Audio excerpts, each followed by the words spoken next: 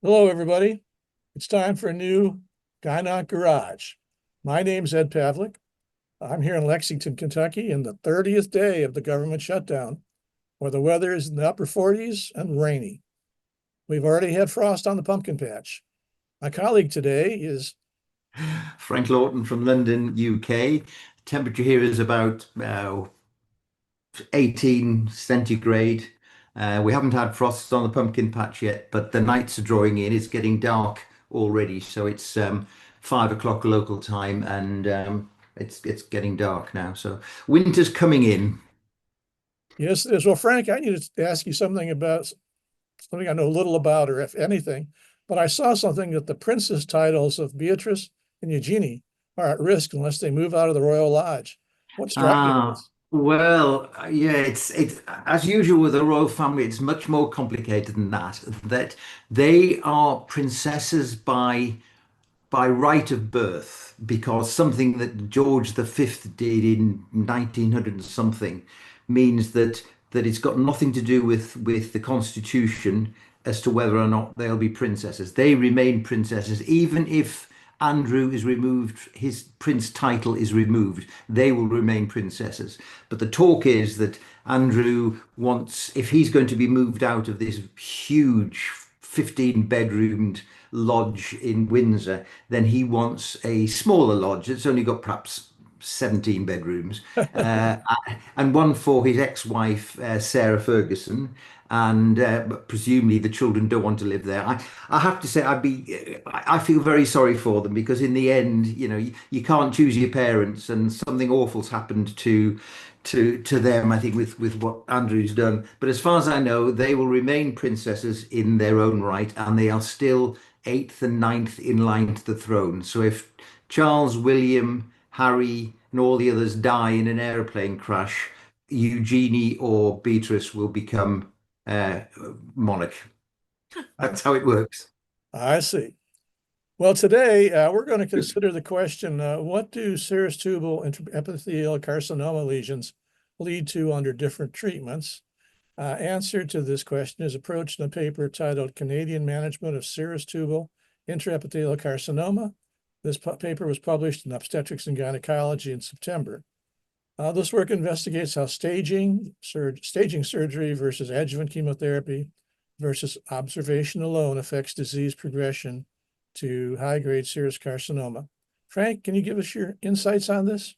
Yeah, I thought this was a very honest paper, to be honest. I mean, I think we all accept that STIC, the intraepithelial carcinoma of the fallopian tube, is the precursor to high-grade serous ovarian or pelvic tumors. So I don't think there's any argument about that. What the argument is, it's such a rare diagnosis that there really is no consensus as to how it should be managed. And this Canadian study has looked hard and long to find cases of stick over a something like a 14 or 15-year period. And they've only found 107 cases, which shows, I think, more than anything, the real problems that we're all going to have should anyone want to do proper studies on stick. So out of the 107 cases, 15 centres, so they had to trawl a lot of data to find these cases. 41 were prophylactic salpingophrectomies or salpingectomies for germline variants, pathological variants. 33 were for what was thought to be malignant, either benign ovarian tumours or borderline or things like that. And 30 were tubes removed at benign surgery. And I think the outcome, which is the first thing I'd like to look at, is that really I don't think anybody knows what the how you manage them. 62 of the 107 patients was observation only. 35 underwent a further staging laparotomy, including presumably peritoneal biopsies, omentectomy, retropelvic lymph nodes, peritoneal disease, omentectomy, and 10 were given chemotherapy. And there's no, obviously, we don't have the data as to why those 10 particularly were chosen to have chemotherapy. Interestingly, those that had the staging surgery, 35, there were no malignancies observed. So even patients with a stick with a concern that there may be metastatic disease, in this study that was not the case. The median follow-up was pretty good, nearly 6 years, 55 months, I think. And out of the 107 cases, 9 went on to develop a high-grade serous carcinoma, of which 5 were in the germline pathological group, the BRCA carriers. Um, and I think the final word about this is that there was no significant difference in overall survival between the groups, whether they were staged, whether they were just under observation, or whether they received adjuvant chemotherapy. And I don't think we're going to get any further than that unless a very much larger study is carried out, and it would have to be international, multi-center, in order to get any power in these statistics. The second part of the paper is the pathological review, which was quite a complicated process, but in the end, the 4 established gynecological oncology pathologists had a consensus meeting.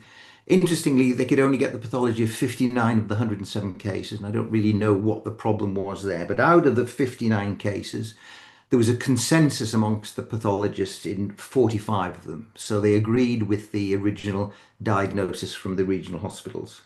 So the 12 or so that were where the diagnosis was different, 7 that had been diagnosed with a stick had the diagnosis changed to a high grade, possibly microscopic, but a high grade serous carcinoma, and 5 that had been diagnosed with a high grade serous carcinoma were reduced to a stick.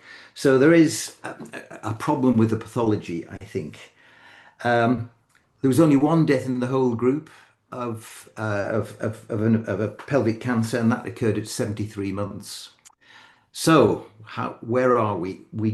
There's no real agreement on the pathology. There are, I think it's called CFIM or something. There are protocols for the investigation of the femoral end of the fallopian tube, particularly for BRCA cases. But there's clearly a lot of argument between pathologists as to what the actual diagnosis is.